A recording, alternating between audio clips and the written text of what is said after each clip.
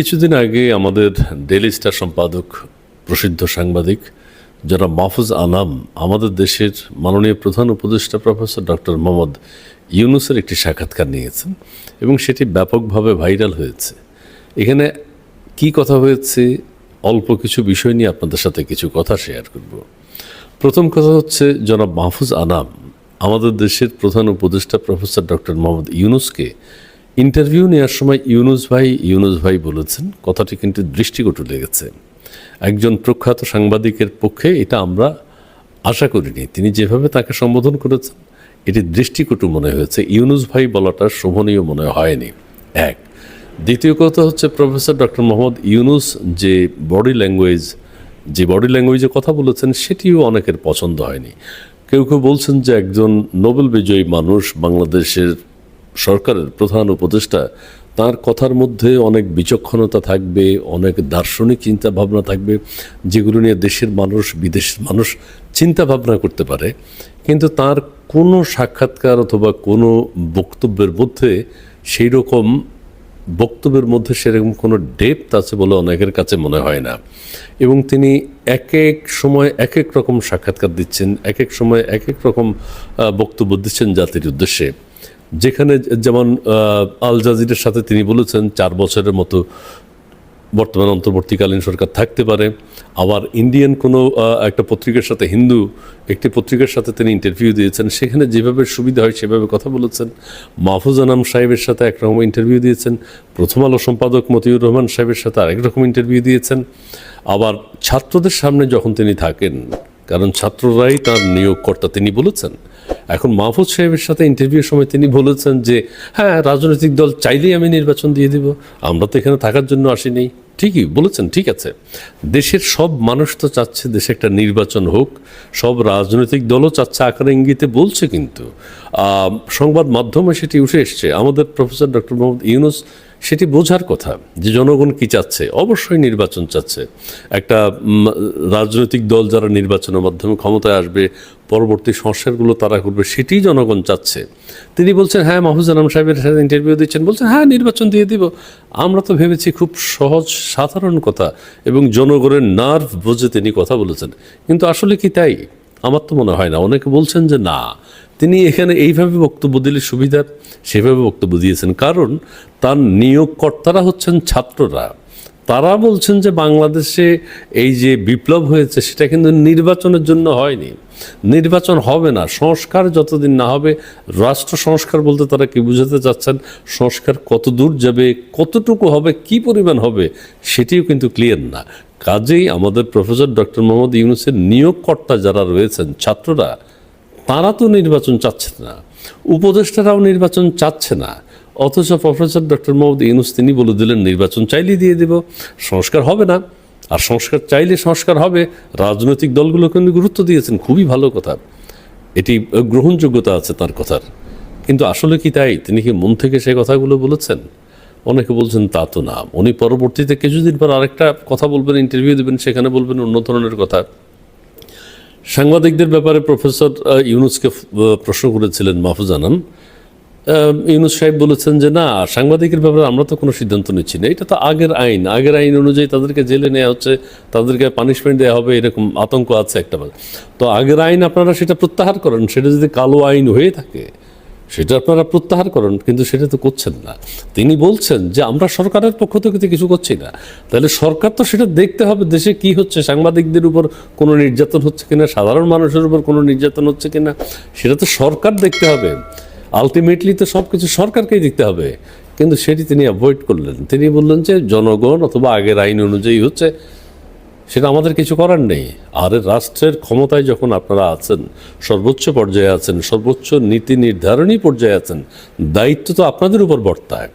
সারা দেশে mob justice হচ্ছে, পিটিয়ে খুন করা হচ্ছে, আহত করা হচ্ছে, সেই ব্যাপারেও তাদের কোনো কথা নাই, উপদেষ্টাদের কোনো কথাই তো নেই, সমন্বয়কদের কোনো কথা নেই। ছাত্ররাও বলছে না জোরালোভাবে যে আমরা এটা চাই না, মব জাস্টিস যাতে দেশে না হয়। এই কথাটা তো কেউ বলছে না, আমাদের প্রধান উপদেষ্টাও বলছে না। এটা কি মানবিক কাজ হচ্ছে? এইটাও তো মানবতা বিরোধী অপরাধ হচ্ছে। কাজে এটা বন্ধ করার জন্য রাষ্ট্রের নীতি নির্ধারণী পর্যায় থেকে কোনো সিদ্ধান্ত কিন্তু আসছে না। এটিও কিন্তু দেশবাসী ভালোভাবে নিচ্ছে না। আরেকটা বিষয় হচ্ছে যে জামাত মানবতা বিরোধী অপরাধ করেছে 71 সালে, সেই ব্যাপারে আমাদের প্রফেসর ডক্টর মোহাম্মদ ইউনূস এখন তো আছেন ক্ষমতায়, তিনি তো আন্তর্জাতিক অপরাধ ট্রাইব্যুনালে কথা বলতে পারেন, ফোন করতে পারেন যে হয় পাকিস্তানকে ক্ষমা চাইতে হবে অথবা জামাতকে ক্ষমা চাইতে হবে, কিন্তু তা তো না। মানবতা বিরোধী অপরাধ করে তারা এখন দেশে রাজনীতি করছেন, রাষ্ট্র ক্ষমতায় যেতে চাচ্ছেন, আর সেখানে আওয়ামী লীগের এখন বিচার করবে মানবতা বিরোধী অপরাধের জন্য। আচ্ছা, তো গণহত্যা যে হয়েছে, গণহত্যার পক্ষে বিপক্ষে অনেক প্রশ্ন আছে। কারা গণহত্যা করেছে, পুলিশ করেছে নাকি অন্য কোনো দুষ্কৃতকারীরা করেছে, তৃতীয় কোনো পক্ষ করেছে, সেটা তো আমাদেরকে দেখতে হবে, সেটা তো চিন্তা করতে হবে। একদম তাৎক্ষণিকভাবে এখন হঠাৎ করে অল্প কিছুদিনের মধ্যে আওয়ামী লীগের মানবতা বিরোধী অপরাধ, গণহত্যা বিষয়ে তাদের বিচার হবে। কোনো সাক্ষাৎকারে তিনি বলেছেন আওয়ামী লীগকে নিষিদ্ধ করা হবে, আবার কখনো তিনি বলেন যে না নিষিদ্ধ করা হবে না, আবার কখনো বলেন যে রাজনৈতিক দলগুলো যদি না চায় তাহলে আওয়ামী লীগকে নিষিদ্ধ করা হবে না, আবার কখনো বলছেন যে আওয়ামী লীগের আগে বিচার হতে হবে, তারপর তারা ইলেকশন করতে পারবে। কোনটা যে সঠিক এটা কিন্তু দেশের মানুষ বুঝতে পারছে না। কিন্তু দেশের মানুষ যেটা বুঝতে পারছে যে সারা বাংলাদেশে মব জাস্টিসের নামে হত্যাকাণ্ড হচ্ছে, প্রচুর আহত করা হচ্ছে মানুষ নিরাপত্তাহীনতায় ভুগছে, এবং দেশের জিনিসপত্রের যে ঊর্ধ্বগতি, এটা কিন্তু প্রত্যেক শ্রেণী পেশার মানুষ অনুধাবন করছেন। কাজেই বর্তমান অন্তর্বর্তীকালীন সরকারের উপর মানুষের যে প্রত্যাশা, মানুষের যে আশা ছিল, সেটা কিন্তু সেই প্রত্যাশা অনুযায়ী ফলাফল কিন্তু সাধারণ মানুষ পাচ্ছে না। কাজে প্রত্যেকে চাচ্ছে যে একটা নির্বাচন হোক, একটা নির্বাচন দিয়ে রাজনৈতিক দল যারা ক্ষমতায় আসবেন তারাই সংস্কারমূলক কাজগুলো করবেন। আর একটা জিনিস ভালো লেগেছে প্রফেসর ডক্টর মোহাম্মদ ইউনূস সাহেবের, আমাদের 71 সালে ওনার যে ভূমিকা, সেগুলো আমরা শুনেছি, অনেকেরই বিষয়টা অজানা ছিল যে 71 সালে তিনিও মার্কিন যুক্তরাষ্ট্রে ছিলেন, সেখান থেকে দেশের স্বাধীনতার পক্ষে কাজ করেছেন, পাকিস্তানি পাসপোর্ট ছেড়ে ফেলেছেন। এগুলো নতুনভাবে আমরা জেনেছি, এই জন্য তাকে ধন্যবাদ জানাইছি 71 সালে তার ভূমিকার জন্য। সবশেষ আবারও বলবো, সব কিছু নিয়ে আমি কথা বলছি না, বা আপনারাও কথা বলবেন না। মাহফুজ আনাম সাহেবের সাথে ওনার ইন্টারভিউটা দেখেছি। সর্বশেষ কথা হলো মাহফুজ আনাম সাহেব একজন বিজ্ঞ সাংবাদিক, তিনি প্রফেসর ডক্টর মোহাম্মদ ইউনূস যত যা কিছু হোক ওনার বন্ধু হলেও আমাদের এখন দেশের প্রধান উপদেষ্টা। কাজে মিডিয়াতে যখন কথা বলবেন, মিডিয়ার বাইরে তিনি ভাই বন্ধু বলতে পারেন, মিডিয়াতে যখন মাহফুজ সাহেব কথা বলবেন তখন তাকে অবশ্যই সেই সম্মান দেখিয়ে কথা বলতে হবে। এটা মাহফুজ সাহেব মিস করেছেন, এটি আমাদের কাছে দৃষ্টিকটু মনে হয়েছে, শ্রবণকটু মনে হয়েছে, ভালো লাগেনি। দ্বিতীয় কথা হচ্ছে প্রফেসর ডক্টর মোহাম্মদ ইউনূস যখনই যাই বলেন, কথার অত গুরুত্ব আছে বলে মনে হয় না, ডেপথ আছে বলে মনে হয় না। মানুষকে তাঁর বক্তব্য নিয়ে ভাবতে হবে, চিন্তা করতে হবে, তাঁর বক্তব্য নিয়ে গবেষণা হবে, এরকম কোনো বক্তব্য কিন্তু আমরা এই নোবেল বিজয়ী প্রফেসর ডক্টর মোহাম্মদ ইউনূসের কাছ থেকে পাই না। দেশবাসী বঞ্চিত। তিনি যখনই কথা বলেন মনে হয় যেন খুব হালকা মেজাজে একদম সাধারণ মানুষের মতো কথা বলা ভালো, কিন্তু সাধারণ মানুষের মতো কথা বললেও সেই কথার অনেক গুরুত্ব তাৎপর্য থাকতে হবে, যেটি আমরা মিস করছি। যাই হোক, আমার অল্প কিছু কথা জনগণের কথা নিয়ে মানুষের মধ্যে যে ধারণা তৈরি হয়েছে মাহফুজ আনাম সাহেবের সাথে তার ইন্টারভিউ দেখে, সেই বিষয়ে কিছু কথা শেয়ার করলাম। আপনাদের কেমন লেগেছে সেটিও জানাতে পারেন কমেন্টসে। আর ভিডিওটি আপনার যদি পছন্দ হয় লাইক দেবেন, শেয়ার করবেন, কমেন্টস করবেন।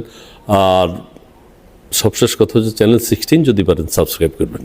যাই হোক, আমরা চাই দেশের শান্তি শৃঙ্খলা, দেশে যে অনাচার বিরাজ করছে সেটির বিরুদ্ধে যেন সরকারের পক্ষ থেকে একটা কথা আসে।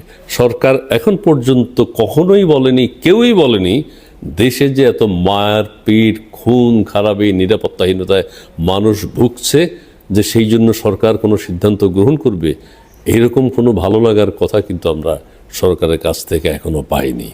সেই সুদিনের প্রত্যাশা করছি। এবং ডক্টর ইউনূস সাহেব বা বর্তমান অন্তর্বর্তীকালীন সরকারকে বুঝতে হবে দেশের সাধারণ মানুষ এবং সকল রাজনৈতিক দল দেশে কিন্তু একটা নির্বাচনই চাচ্ছে, যত দ্রুত সম্ভব সেটা দিয়ে বর্তমান অন্তর্বর্তীকালীন সরকার সরে যাওয়াটা হচ্ছে দেশের জন্য মঙ্গল।